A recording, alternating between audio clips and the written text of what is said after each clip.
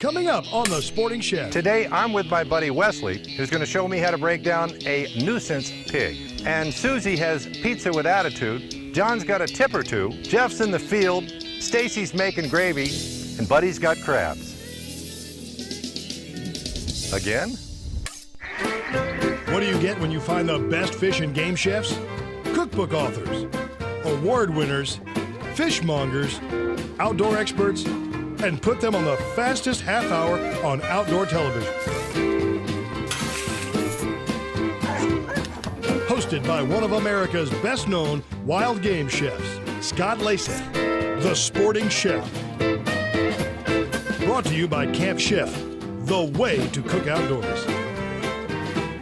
In 2013, it was estimated that wild hogs do $1.5 billion worth of damage to the environment.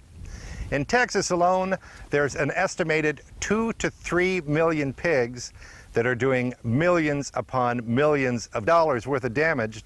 Now, it's up to us to help control the wild pig population. They're not supposed to be here anyway. They're invasive creatures, and what I highly recommend is that you kill and eat them. Good shot. Folks, I want you to meet Wes Neer. Does ranch butchering, wild game processing here in Auburn, California. These pigs are a nuisance around here as well as everywhere. And this pig, along with a lot of other ones, keep getting into people's livestock grains that they're feeding their calves out on. Wes doesn't need me to stand here and ask stupid questions, so get started. First of all, I'm gonna pull the bacons off of this pig here. Most of the wild pigs that come in from like down Southern California and that, they have to run a lot of miles to go to food. And a lot of the pigs around here in Sutter Buttes, they go right to the grain fields and knock over haystacks, get in the grain, knock all the feeders over. And now, Susie Jimenez makes pizza with a Latin twist, of course. We continue to find different recipes that we want to incorporate all the wild game. So today I'm going a little Italian on you guys with the Latin twist. We're gonna make a pizza with our Camp Chef pizza oven. So I made a little bit of a dough and I already rolled it out. And what I learned about Italian pizza is it doesn't have a lot of sauce and a lot of cheeses. So we're gonna keep it very simple. The flavor's a little neutral, but it's still gonna have a nice little kick at the end. So what I'm gonna do is add a little olive oil to our dough. And I'm just gonna baste the outside so it still gets nice and golden brown. And then I'm gonna add a little bit of queso fresco. Now queso fresco is nice and crumbly, so you can do this with your hands. A little bit of aged goat cheese. And I'm gonna add a little bit of Parmesan. And then we're gonna add my chorizo that I've already sauteed and sprinkled out throughout the whole thing. You can smell the spices in the chorizo. The cheeses are all good. If you want some blue cheese, that can kind of give it a nice little notch, huh? And add whatever you want on there. You can add tomatoes, all that good stuff. But the one thing you're gonna see the kicker at the very end. You're really gonna get inspired by this one. So I'm gonna go ahead and put this in the pizza oven. And it's gonna take about 10 minutes. So we're gonna check to see that the edges are all golden brown. And then I'm gonna show you the next step. So as you guys can see, this thing is the most amazing thing ever. It literally took 5 to 6 minutes to get this amazing pizza. Wow. There we go. Yeah. So now, the toppings. This is a little kicker about the pizza, right? So you got all this hot stuff, you got 3 amazing cheeses, and now we're gonna go with the cold stuff. So instead of cooking it with all these ingredients, we're gonna add some tomatoes, fresh tomatoes. So you got the hot, the crispy, the cheesy, and the rich chorizo with fresh tomatoes. Then we got jalapenos. I mean, come on guys. This is like spice it up with Susie Jimenez, so we gotta add a little jalapenos to this, right? So little jalapenos are a lot. And then fresh cilantro. That's gonna add a nice floral flavor to this. You wanna put stems and everything in there. And then avocado slices. So you can just imagine every single time somebody takes a bite into it, they're gonna have this nice creamy avocado. Voila, Camp Chef just made my life easier with this pizza oven.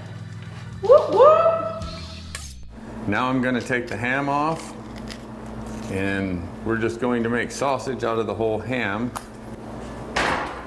Now here's a tip on what to do if you happen to have a lot of fruit juices. I have lemon trees at my house, but I can't get lemon fruit all the time. So I'll squeeze them and I'll put them into a food saver bag and they'll last forever, just like this. You know, as it so happens, I have a lemon tree, a couple of lemon trees in my backyard. And I share with as many people as I can, but I have too many lemons for what I need. I've got Meyer lemons, I've got regular lemons, so what I do is I squeeze the juice and I put them into ice cube trays. And then what I like to do is bust the cubes out of the ice cube tray. So I have my Food Saver Game Saver Titanium, the big daddy of the Food Saver Game Saver line. I've got it in here and I'm just going to give it a squeeze, and then my cubes of lemon juice are going to last a very, very long time. And the reason why I want to freeze it before I squeeze it, of course, is you don't want all that lemon juice being sucked up into the chamber. So whether it's game stock or lemon juice, if you freeze them and then vacuum package them with your Food Saver Game Saver Titanium, you'll have great tasting stock and lemon juice all year long. When we get back, Wes is going to break down this little piggy into user-friendly parts. Also, Jeff, Stacy, and Buddy coming up on The Sporting Chef.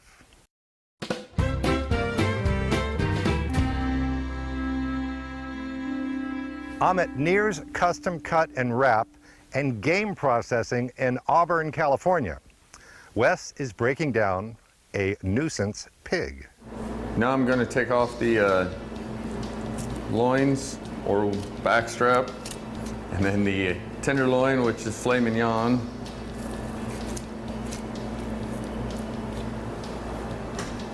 And then I'm going to take the whole loin down to the front shoulder. Shoulders, that would be like a shoulder steak, blade steak, and then the whole loin, or in deer hunting terms, backstrap. John McGannon is a good chef buddy of mine. He writes for the Rocky Mountain Elk Foundation, Mule Deer Foundation. He hunts, he fishes, he cooks. And today, he's got a little information you can use. A lot of times, we don't know what we're going to have for dinner until we are getting ready to go to work. And we're going to pull out a piece of frozen meat out of the freezer and leave it out on the counter. And when we come back, it's all nicely defrosted, but it's sitting in this pool of mystery liquid. Now, we often wonder, hey, where does that come from? Well, I have put together a freezing defrosting demonstration. And each one of those little round red balls that's on the left-hand side of my diagram represents a moisture molecule in its raw state.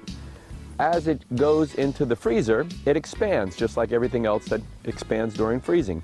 And subsequently, the outer layer of each one of those molecules becomes very stretched out and very fragile. Well, what happens when you go from a freezer to a 72-degree countertop? That moisture molecule defrosts so quickly that basically the liquid defrosts and the outer shell is incredibly fragile and can't hold its own weight. That's where the mystery liquid comes. The way that you fix that is simply go from the freezer and you go into the refrigerator. Now you're going from a 10 or 0 degree freezer environment to a 35, 36 degree refrigerator. That slows that process down, which allows each one of those moisture molecules to form back into its original form and subsequently hold its moisture, so that when you put that nice tender piece of elk steak on the grill, it has all the moisture that we would like it to have. All right, I'm going to take the front shoulder off.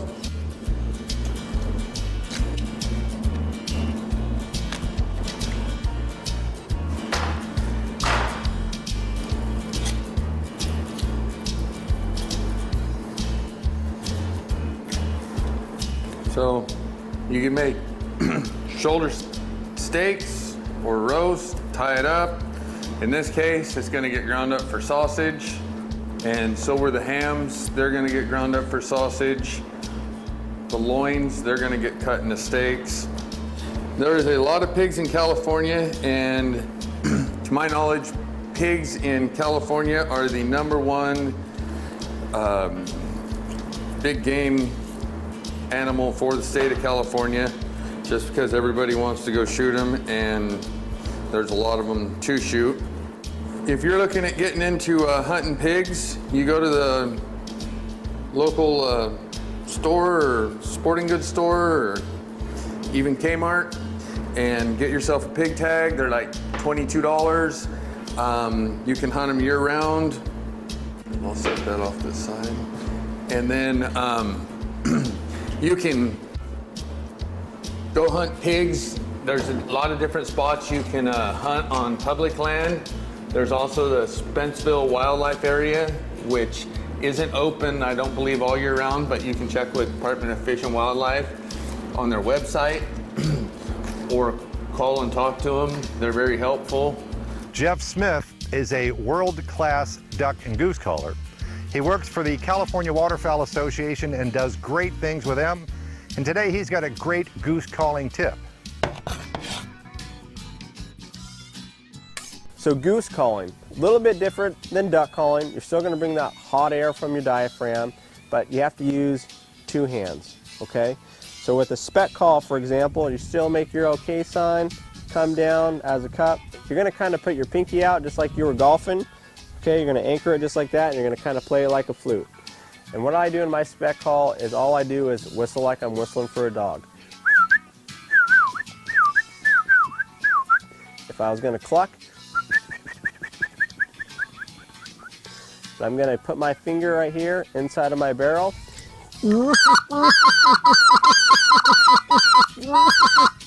Cluck.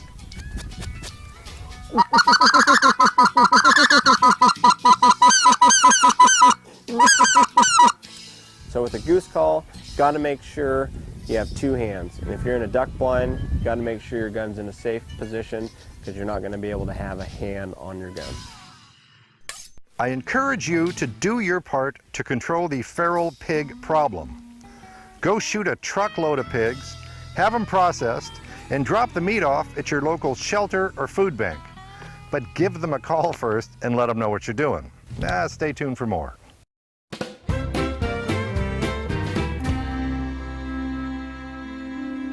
Welcome back to The Sporting Chef. Now it's back to Wes Neer in Auburn, California. Did I mention that Wes is also an auctioneer? $1 quarter and $1 and bit of $150 bid and bit of $175 get to $200 and $2 and bit of $50 75 on 3 and 3 and bit of $1 and bit of $1/2 75 on 4. This here was the front shoulder and the hind quarter, which would be the ham. What I'm doing is this here is on the neck, so when you cut the head off, there's a little bit of a bloodshot or just blood stained on there. So I always cut that off, throw it away, because I treat your animal like it's my animal. If I'm not gonna eat it, you probably don't want to eat it neither. So make sure that if anything's bloodshot, you want to get all the bloodshot out of it, so you don't wreck the meat and the quality of it. When you're out pig hunting and it's in the heat that it is like today, the first thing you need to do is get it gutted. Gut it, get the guts out of it, get it someplace cool where you can wash the blood out. The other thing you want to do is make sure that you get the skin off of it, and if you have some place where you can put it in a locker or start to cool it down, that's the best thing to do. If not, you want to start boning it out, getting the big bones out of it, because them hold a lot of heat in there. So the longer that it has heat and it's hot outside, it's gonna be a recipe for disaster. Next up is Stacy Harris, Montgomery, Alabama area. I won't tell you exactly where she is because you like her too much. You tell us you like her, you want more of Stacy. She's got chickens running around the backyard, but today she's got something else for you. I'm going to show you today how to make the best wild turkey gravy. It is so easy and so good. You can also use this same recipe with your turkey drippings that you get from Thanksgiving turkey or from roasting chickens or from any kind of browning of any kind of meat. The first thing I did was to brown my turkey breast. I wanted that intense flavor that only browning gives. I put a little bit of bacon grease down in the bottom of the pan so it wouldn't stick, salt and pepper on my turkey breast, and I browned it. Then I added a couple of onions, some garlic, and about 4 cups, 3.5 cups of chicken stock. I pressure cooked it, and now I've got this incredible gravy. So now I'm left with the onions and the garlic remnants, and I want a smooth gravy. So what I'm going to do is to put it right here through the sieve. And it's catching all of the little bits and everything so I can get a smooth gravy. While I'm bringing this up to a boil, this is how I'm going to thicken the gravy. I added a couple of tablespoons of flour to my chicken stock. The chicken stock's room temperature. If you get it hot, it's going to be all clumpy and yucky. So try to do it to room temperature. My gravy has reached a boil. And now I'm going to pour this wonderful slurry into the gravy and watch it get thick. It's going to get so good and thick and be perfect over really any kind of poultry. So turn those pan drippings into an amazing gravy. Alrighty, so as I was cutting a lot of that up for sausage, once again I just want to touch on the aspect of the fat that's going in there. You need some fat in your sausage. Typically when you get wild pigs in, they don't have this kind of fat. This is good fat because I know these animals were in some sort of grain due to the color of the fat on it because it's white. So if it's a regular wild pig, they don't have this nice color white fat, so you want to take that and you want to get rid of it because it'll stink a little bit like wild pig. This one here smells a little bit. The other thing, pigs, for those of you that don't know it, the reason why they're such a nuisance everywhere across the United States is a pig's gestation period is 3 months, 3 weeks, and 3 days. So it doesn't take long for a pig to reproduce. Between 6 and 12 piglets in a litter. So you do the math. Every 3 months, 3 weeks, and 3 days, there's 8 to 13 piglets hitting the ground, and times, it gets out of control fast. And phone quarter dollar day 4, 50 bit in bit of business, 75 on here and bit of business. And here's Buddy. We were out there the other day, caught those crabs. Now, whenever I fry those fish, I use that mixture of cornmeal, breadcrumbs, and flour. So I saved that, had a little bit left, so that's what we're gonna do these crabs in. What I ended up doing was I made an etouffee. And I added to that etouffee some of that shredded Mexican cheese and some mozzarella cheese. They make in Louisiana what they call a pistolette. And they use some specialty pistolette bread, but I just used some of this woven kind of breads, but anything that's kind of oblong shape, you put that etouffee cheese mixture in there, put it in the oven at 350 for about 20-30 minutes, and then turn the oven off and let it sit there. This is the other thing. We got some of that box biscuit. Made up some of that. Whenever you put that etouffee cheese mixture in the fridge, it's going to end up setting up. So that makes it a lot easier whenever you make that biscuit, you put some of that, fold it around there. You're using this cheap stuff, wet your hands a little bit, it'll help. Crabs is about ready. Okay, those crabs come out of there. I'm gonna hit it with this trail dust while it's still hot. Now we're gonna drop these biscuits in there.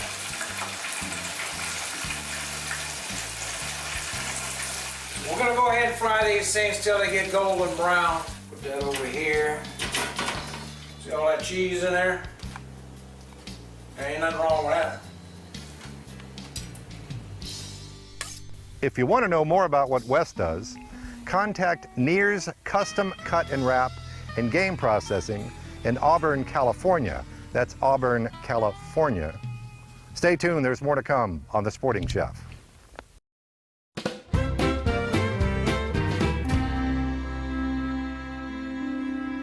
You know, I appreciate you sticking with us today on The Sporting Chef Show. This is my soapbox moment. I want to tell you about a program called Hunt, Fish, Feed that I've been involved with the Sportsman Channel since 2007. Hunt, Fish, Feed connects hunters and anglers with hungry and homeless people and military families, and we've been feeding them deer, we've been feeding them wild hogs. As a matter of fact, just recently, we were in Fort Worth, Texas at Patriot House. Now, Patriot House is a housing area, it's a transitional facility for homeless veterans. Two words that should never be used in the same sentence. Pigman, that's right, the same Pigman that's on Sportsman Channel, provided the meat. We had a great group of volunteers that helped us serve, and here's what I want you to consider. Put together a group of your friends and have them go out and kill as many wild hogs as you can. Talk to some processors, or perhaps process them yourself. Find a food bank that will take this meat. Just don't drop a wild hog off on the back patio and say, look at what I've done for you. They can't really break them down. Be part of the solution while killing these nuisance pigs and feeding the homeless and hungry across the country. I'm Scott Laceth, the Sporting Chef. Special thanks to everyone that participated in the show, and of course, our sponsors who made it all possible. We'll see you next week.